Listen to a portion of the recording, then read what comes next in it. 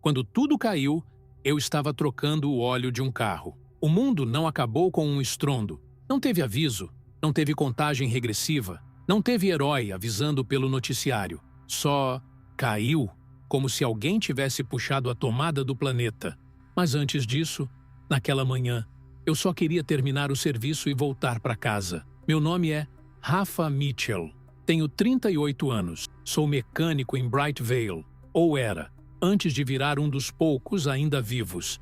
Trabalho sozinho numa oficina nos arredores da cidade. Sempre fui o tipo de cara que prefere ouvir o som de um motor do que conversar com gente. Não é que eu não goste de pessoas, só que, em dias normais, elas pedem mais do que posso dar.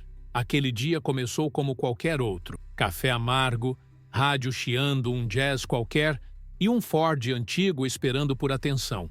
O dono tinha reclamado de um barulho estranho vindo do motor, mas eu já sabia o que era só de ouvir. É dom, sei lá, coisa de quem vive com graxa no sangue. O sol estava nascendo quando abri a porta da oficina. A cidade ainda bocejava. Um ou outro carro passando devagar, vizinhos levando o cachorro para passear. Normal. Quieto demais, talvez. Mas quem nota isso quando a vida parece estável? Quem nota que o silêncio é o primeiro sinal de que algo vai muito, muito mal? Às 5h45 da manhã, tudo parou.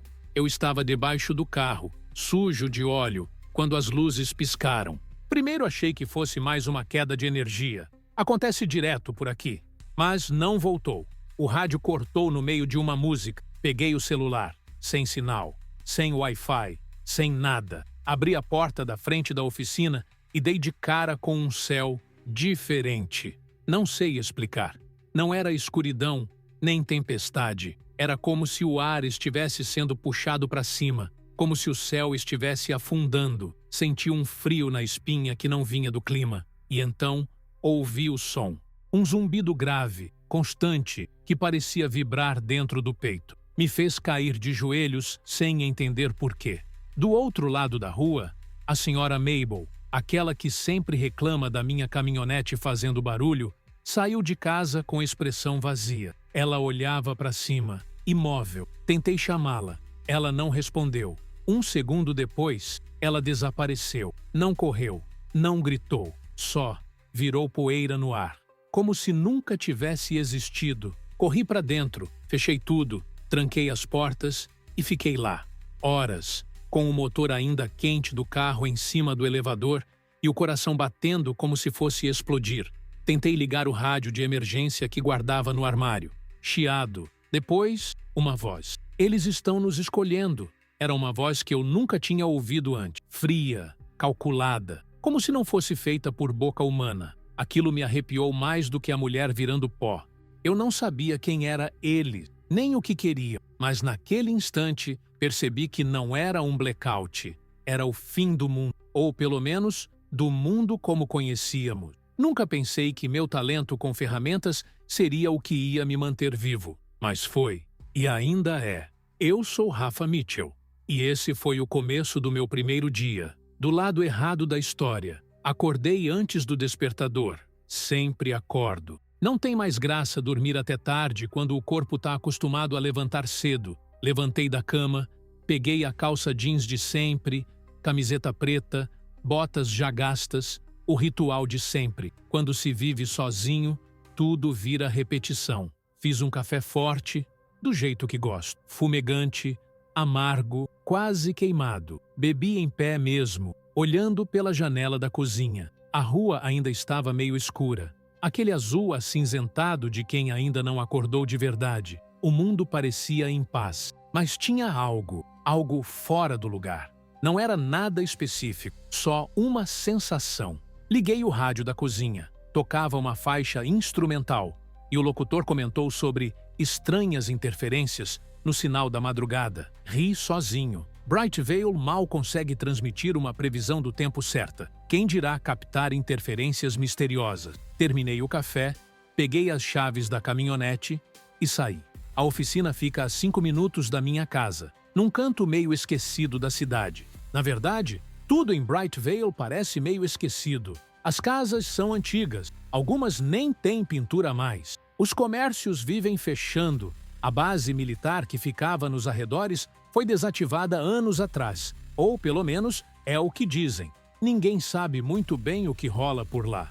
Eu mesmo nunca cheguei perto. O caminho até a oficina foi tranquilo. Vi o velho Jasper varrendo a calçada da lanchonete, como sempre fazia. Ele me acenou com a cabeça. Acenei de volta. Mais adiante, o semáforo da Avenida Central piscava em amarelo. De novo. A prefeitura vive prometendo consertar aquilo. Nunca conserta. Cheguei na oficina às 6h. Era cedo, mas eu gostava de começar antes. Menos gente, menos barulho, mais foco. Destranquei as portas de aço, subi a principal. Liguei as luzes, que piscaram antes de estabilizar, o que já vinha acontecendo há dias, e abri a garagem. O Ford vermelho estava lá, me esperando. Motor V8, capô levantado, cheiro de ferrugem e graxa no ar. Sorri. Aquele tipo de carro me lembrava o meu pai, que também era mecânico. Ele dizia que dava para conversar com um carro, se você soubesse ouvir, e eu aprendi a ouvir. Enquanto o motor ainda esfriava, peguei meu caderno de anotações. Gosto das coisas no papel. Ali estavam todos os carros que eu ia mexer na semana, com datas, problemas, observações. O dono daquele Ford, um cara novo, que se mudou há pouco, disse que o carro fazia barulhos estranhos quando passava dos 60 por hora. Eu apostava em problema no eixo, mas antes de qualquer coisa, precisava trocar o óleo. Fui até os fundos pegar as ferramentas e o novo filtro. No caminho, notei que o rádio da oficina estava chiando, mesmo no volume baixo. Girei o botão do dial. Nada de música, só ruído. Estranhei, mas segui em frente. Voltei com as ferramentas, me agachei sob o carro e comecei o serviço. 30 minutos depois, com as mãos sujas e a testa suada, ouvi algo diferente. Era um som baixo, distante, mas insistente, tipo um apito, só que mais grave, como se alguém soprasse uma nota única num instrumento que não deveria existir. Me levantei, limpei a mão no pano e fui até a porta da frente. Abri, olhei a rua, vazia, silenciosa demais para aquela hora. Do outro lado, a casa da senhora Mabel tinha as janelas fechadas. Estranho, ela sempre abria tudo às 6h30 em ponto, para deixar os gatos tomarem sol. Olhei o relógio no celular. 6h46. Sem sinal. A tela indicava buscando rede. Nesse momento, senti aquele arrepio de novo. Aquela sensação que já tinha me visitado na janela da cozinha. Não era medo, ainda não. Era desconforto, como se o ar estivesse pesado, como se o tempo tivesse começado a andar mais devagar. Voltei para dentro. O rádio da oficina continuava chiando. Resolvi desligar. Sentei na cadeira giratória perto do balcão. Bebi um gole da garrafinha de água que sempre deixo por ali e tentei focar no que tinha pela frente. O motor, o eixo, a troca de óleo. Mas aí as luzes piscaram. E de novo, e de novo. E então, tudo apagou. Luzes, rádio, compressor de ar, tudo. Fiquei em silêncio por um instante. Esperei a luz voltar. Esperei algum carro passar. Esperei ouvir o latido dos cachorros da casa ao lado. Nada. Peguei a lanterna do armário e abri a porta da frente de novo. O céu agora estava diferente. Não tinha nuvens, mas também não era claro. Era como um cinza fosco, sem textura. E o som, aquele som grave, quase imperceptível, ainda estava lá, vibrando fundo nos ossos. Foi aí que vi algo na esquina.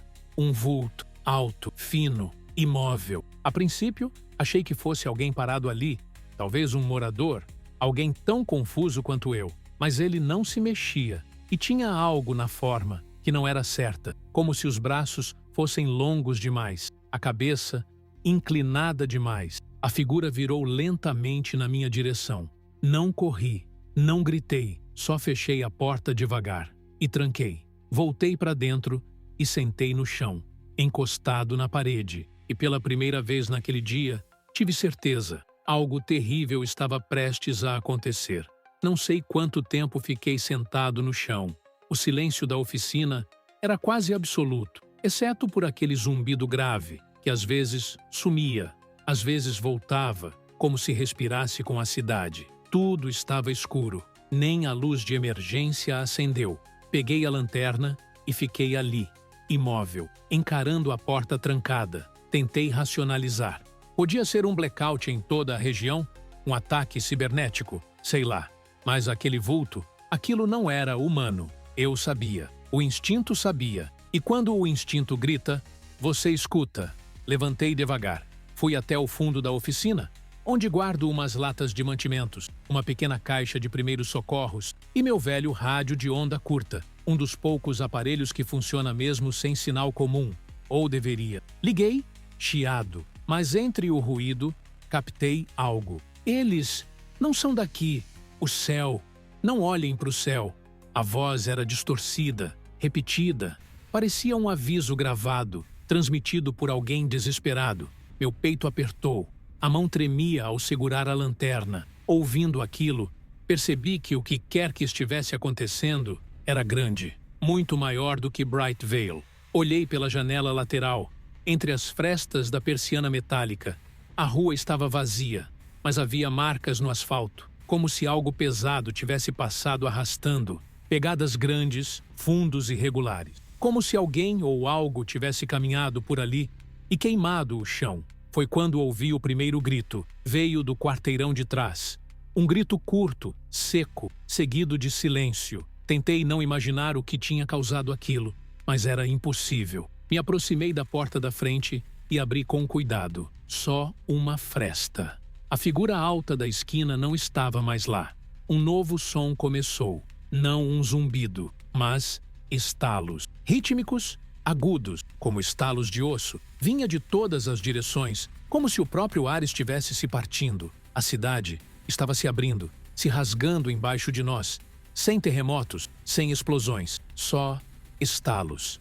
A luz voltou, mas era vermelha. Uma luz intensa, pulsante, que banhou a rua como um holofote de emergência. Não vinha de poste, vinha do céu. Corri até a traseira da oficina e subi pela escada de manutenção até o telhado. E então eu vi. Lá no alto, no meio do céu fosco, havia uma nave. Mas chamar aquilo de nave é simplificar demais. Era como uma estrutura viva, sem janelas, sem hélice, sem motores. Apenas um corpo flutuante, com luzes correndo sob a superfície como veias brilhantes. Ela não fazia barulho nenhum, mas o ar ao redor dela parecia distorcido, vibrante, e debaixo dela, centenas de pontos vermelhos começaram a descer, lentamente, como chuva ao contrário. Um deles caiu bem no meio da rua da oficina. Eu me joguei no chão do telhado, só com a cabeça erguida o suficiente para ver.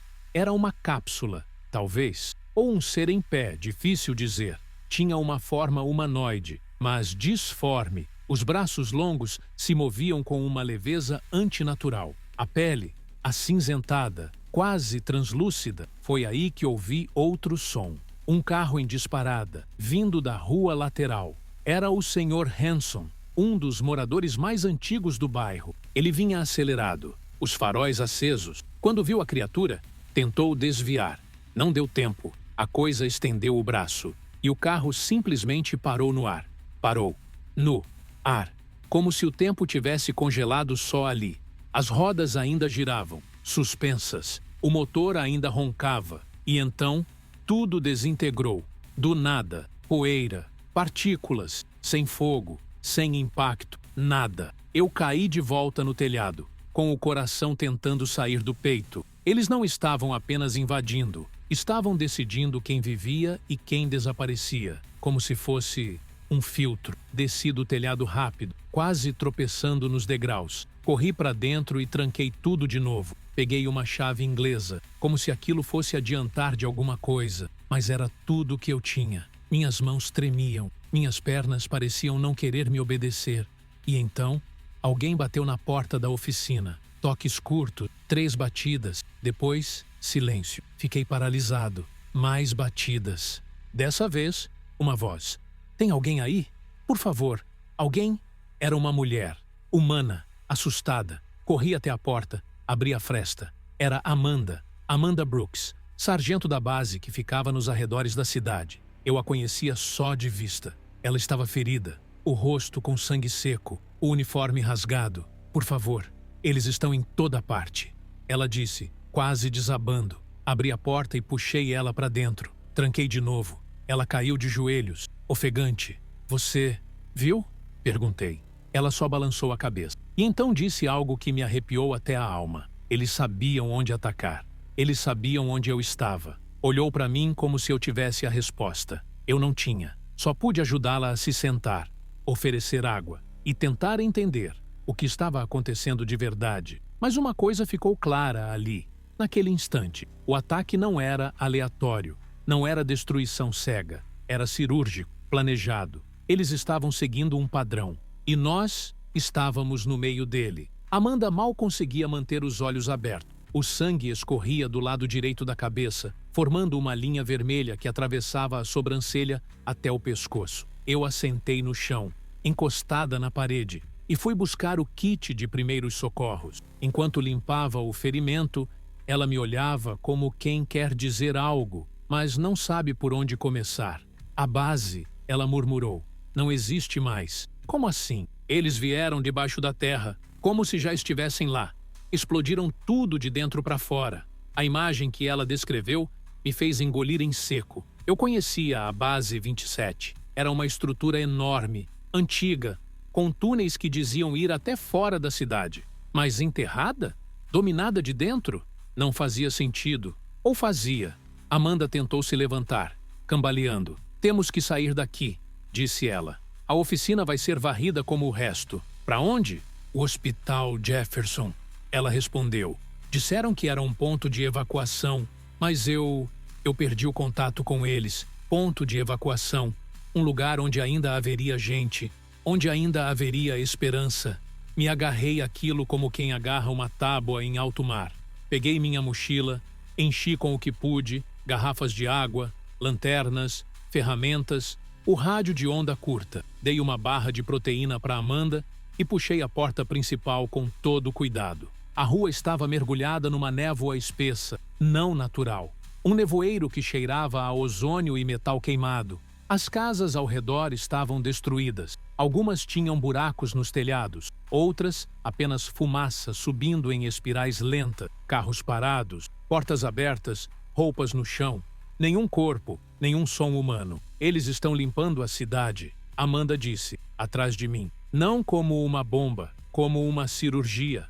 Descemos pela calçada, tentando fazer o mínimo de ruído possível. A névoa abafava os passos, o ar, tudo. A sensação era de caminhar num sonho ruim, ou num pesadelo lúcido. Passamos pela lanchonete do velho Jasper. A porta estava escancarada. Dentro, as cadeiras estavam empilhadas, e havia algo escrito nas paredes com sangue. Silêncio. Eles ouvem pelo som. Não precisei que Amanda confirmasse. Apenas seguimos, rápido, em silêncio. No cruzamento da avenida principal, vimos a primeira grande explosão. Mas não como nas guerras, não havia fogo. Era uma implosão de som. Uma onda invisível atravessou os prédios e tudo desmoronou como papel molhado. Vidros estouraram, janelas viraram poeira. Uma van que vinha na direção oposta capotou no ar, como se tivesse sido empurrada por uma força sem forma. Nos jogamos atrás de um carro estacionado, protegendo a cabeça. Amanda gritou, mas o som foi engolido. Por um instante, não ouvimos nada, nada, nem nossos próprios gritos, como se o mundo tivesse desligado o áudio. É a zona nula, ela murmurou, os olhos arregalados. Estamos chegando nela. Eu sabia o que era, ou melhor, tinha ouvido falar.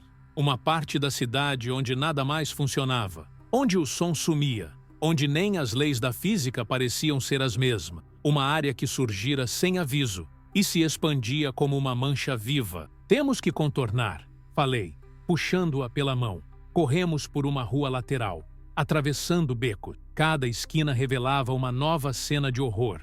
Um ônibus escolar vazio, com as portas abertas e os cintos de segurança flutuando no ar.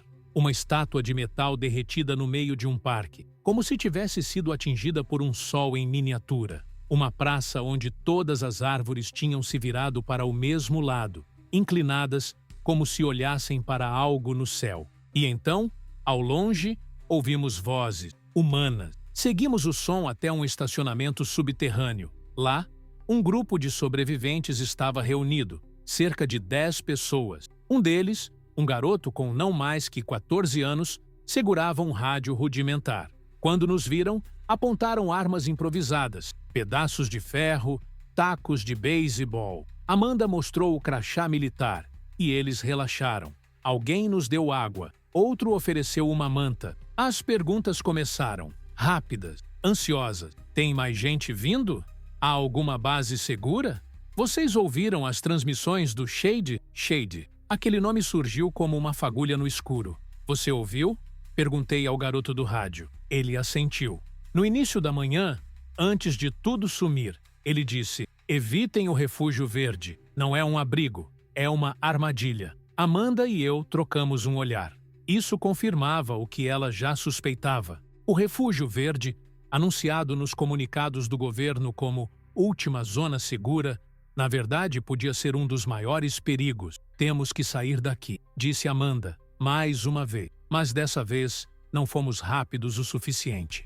O chão tremeu. Um som cortante invadiu o estacionamento e uma figura apareceu na entrada, alta, esquelética, o rosto sem traço, os olhos, 2 orbes completamente brancos. As pessoas entraram em pânico, grito, correria, mas não havia para onde correr. A criatura levantou a mão, uma luz pulsou no teto e então metade do grupo simplesmente desapareceu. Não explodiu, não gritou, sumiu, como se nunca tivesse existido. Eu puxei Amanda e o garoto. Corremos por uma escada de serviço. O concreto tremia. Atrás de nós, um som estranho. Palavras, mas não eram nossas. Não eram humanas. Uma voz que parecia vir de dentro do crânio, falando direto na mente. Observar, classificar, silenciar.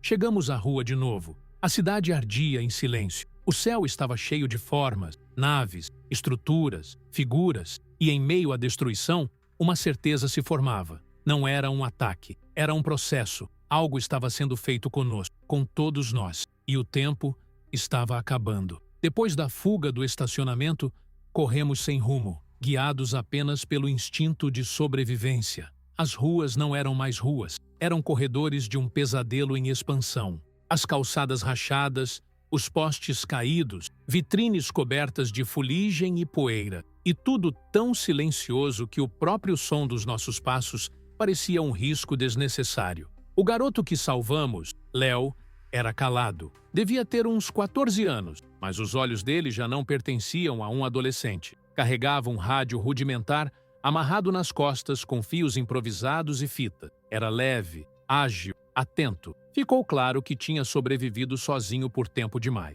Amanda o observava com cuidado. Eu também. Quando a noite começou a cair, ou o que parecia noite, porque o céu já não obedecia aos ciclos normais, encontramos um prédio de 2 andares que ainda estava inteiro. Era um antigo centro comunitário. As janelas estavam estouradas, mas as paredes de concreto seguraram. Era um abrigo, por hora. Entramos em silêncio. Lá dentro, o cheiro de mofo e fumaça se misturava ao de corpos humanos, não mortos, mas cansados. Havia outros ali. 6, 7 pessoas, todas armadas com o que encontraram. Um homem nos recebeu apontando um cano de ferro. Quem são vocês? Amanda mostrou o crachá militar de novo. Ele não se impressionou. Militar não manda mais aqui, disse ele. Aqui é cada um por si. Houve um momento de tensão. Mas Léo quebrou o clima ao mostrar o rádio. Ele pode captar transmissões, disse Amanda. A gente só quer um lugar para respirar. Podemos ajudar. O homem nos olhou por mais tempo do que eu gostaria. Depois, abaixou o cano. Só não criem problemas. Nos acomodamos num canto. Aparentemente, aquele grupo tinha regras, rígidas. Havia alguém chamado Malik, que dava ordens.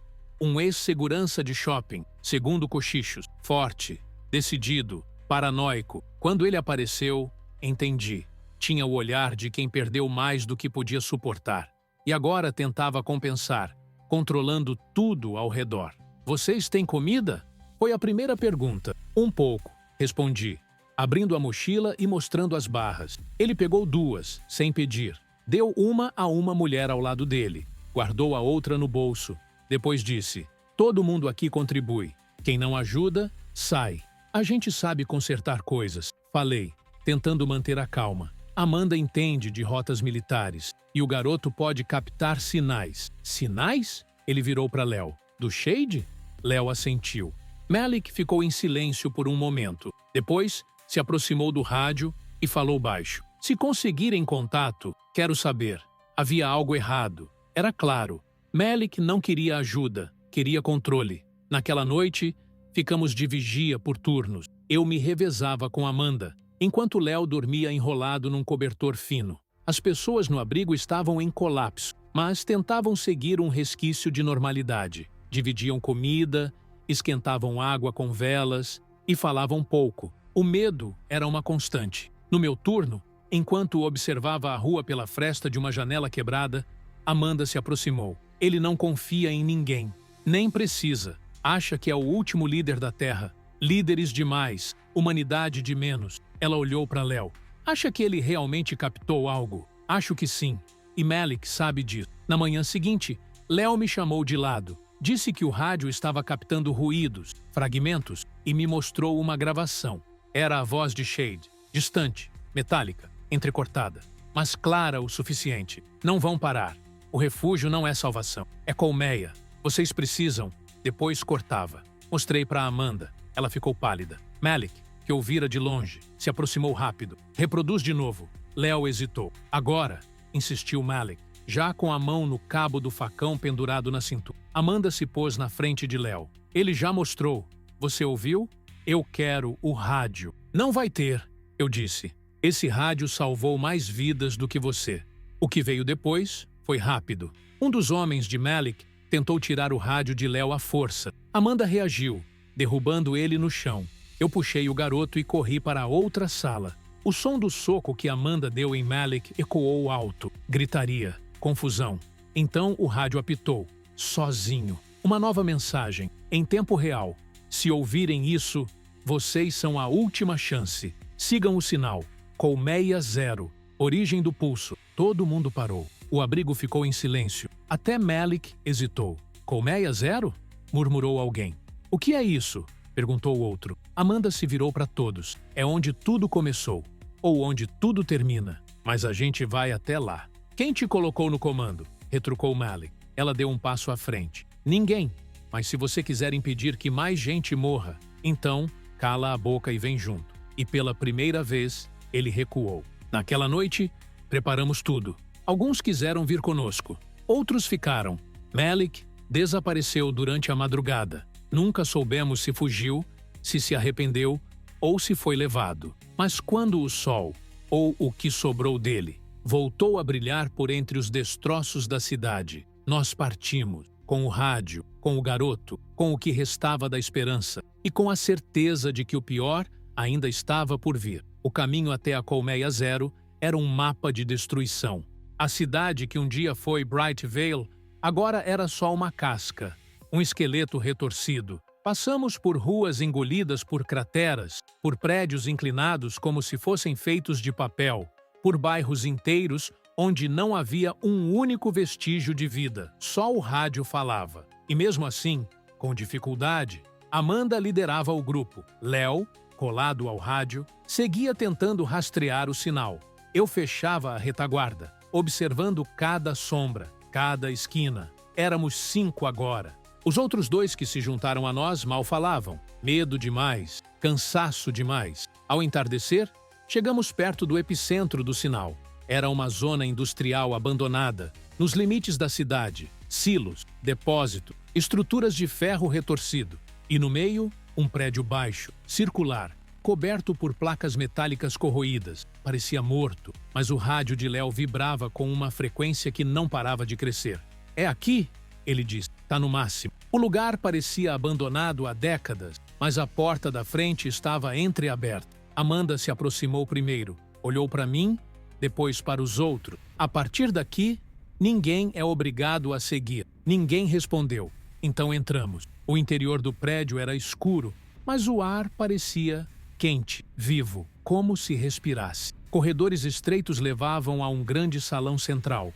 No teto, fios pendiam como raízes. E no meio do salão, algo impossível. Um cubo flutuava no ar. Metálico, vibrante, com símbolos que mudavam o tempo todo. O que é isso? Sussurrou um dos sobreviventes. Uma interface, Amanda respondeu. Um terminal. Eles se comunicam assim. Já vi um parecido na base, mas não tão ativo. Léo se aproximou. O rádio dele começou a emitir ruídos, mas não era chiado. Eram palavras. Nós observamos, nós testamos, agora escolhemos. Todos congelamos. As luzes se acenderam, sozinhas. E da escuridão surgiram 3 figuras, alto, elegantes, terríveis, olhos brancos, pele como prata viva, os braços longos demais para qualquer simetria humana. Amanda sacou a pistola. Eu sabia que era inútil. Ela também sabia, mas apontou. Fiquem atrás de mim. As criaturas pararam a poucos metros, e uma delas falou. Não tememos arma. A voz era perfeita, humana demais.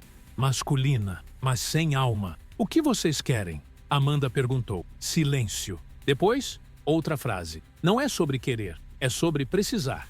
O cubo começou a emitir luz. Um feixe atingiu Amanda. Ela gritou. Caiu de joelho. O som que veio depois foi horrível. Centenas de vozes ao mesmo tempo, repetindo frases fragmentadas. Ela viu demais. Ela sabe. A chave está corrompida. Eu corri até Amanda. A puxei para trás. Os outros 2 se esconderam num canto. Léo tremia. Por que estão fazendo isso? Gritei. Porque vocês falharam, disse a criatura do meio. Não sabem ouvir, não sabem silenciar. O cubo brilhou ainda mais forte. E então, algo dentro de mim mudou.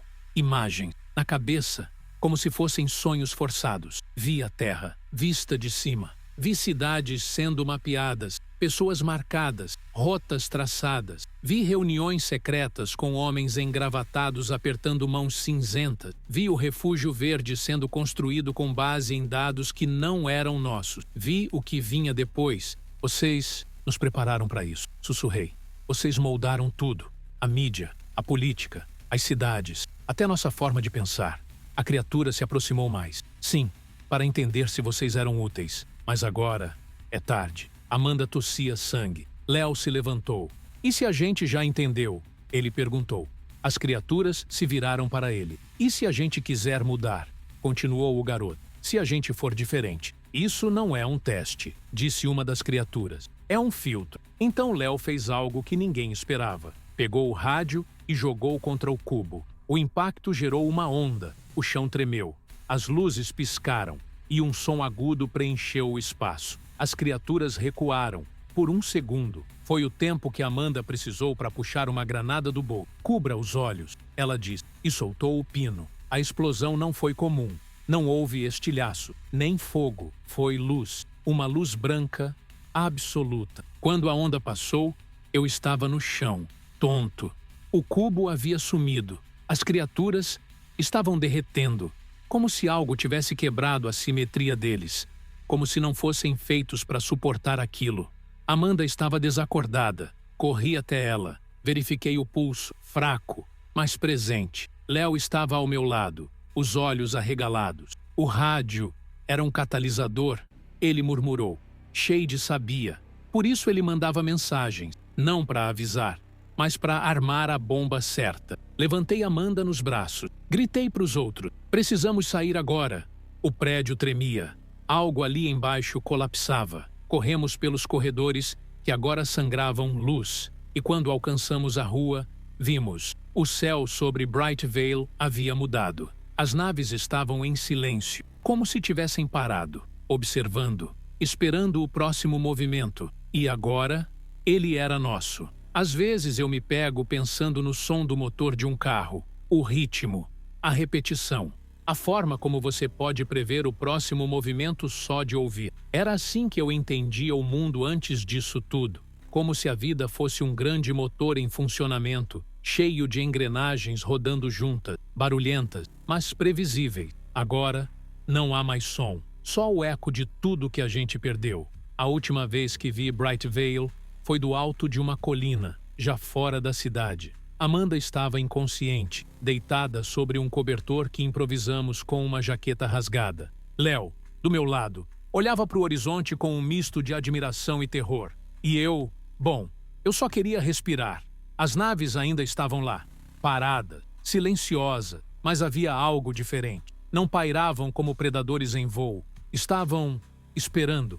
Aquela explosão na colmeia zero, o cubo destruído, os seres derretendo na luz, Aquilo mudou alguma coisa. Talvez não tudo, mas o suficiente para criar uma pausa. E numa guerra como essa, até uma pausa é uma vitória. A cidade não é mais cidade. É uma ruína viva. Um lugar onde as regras quebraram, onde o tempo se dobra, onde as pessoas não desaparecem, somem, onde o som pode te matar, onde a luz engana, onde até o céu parece olhar para você como se soubesse seu nome. Nós sobrevivemos, por enquanto. Amanda acordou algumas horas depois. Estava fraca, com a voz rouca, mas viva. Segurou minha mão como se quisesse garantir que ainda estava ali. Não falamos muito. O silêncio entre nós dizia tudo. Ela sabia que aquilo era só o começo. E eu também. Léo encontrou um novo sinal no rádio. Não era Shade, mas era parecido. Uma gravação automatizada. A voz dizia: se você está ouvindo isso, ainda há tempo. Mas ele está acabando. Foi ali que a ficha caiu de vez. Eles não querem destruir. Eles querem transformar. E o processo já começou. A primeira fase foi o silêncio. A segunda, o colapso. E agora vem a conversão. Mas conversão para quê? Para quem? Talvez Shade soubesse. Talvez Eleanor saiba. Amanda acha que ela pode entender o que estava naquele cubo, a estrutura, a linguagem. Amanda quer ir atrás dela. E eu vou junto. Não porque eu quero salvar o mundo, mas porque, depois de tudo isso, eu entendi uma coisa. O mundo como era já não existe mais. A única chance que temos é juntar as peças que restam e fazer algo novo com elas, ou morrer tentando. Léo diz que o próximo ponto do sinal é perto de um antigo campus universitário. Foi lá que Eleanor Voss trabalhava. Ele acha que pode chegar até ela. Amanda acha que Shade sabia disso. E eu acho que já não podemos mais confiar no que achamos, só no que vemos e no que sentimos. Estamos formando algo sem querer. Um grupo, um mosaico de sobreviventes que viram coisas demais, perderam gente demais e agora não tem mais para onde correr. Só podem seguir em frente. Às vezes me pergunto se minha família ainda está viva. Eu não tive coragem de procurar. Léo encontrou uma mochila com fotos minhas numa das rotas de fuga, mas não havia nomes, nem pistas. Se eles estão aí fora, espero que estejam se escondendo bem e que não tenham ouvido o zumbido. Afinal, o que somos agora? Somos os que ficaram para trás, os que ouviram os sons que não deviam, os que viram o que ninguém deveria ver, mas também somos os que podem falar. E talvez seja por isso que eles ainda não nos mataram. Talvez porque ainda estamos contando a história. Meu nome é Rafa Mitchell, e isso foi só o começo.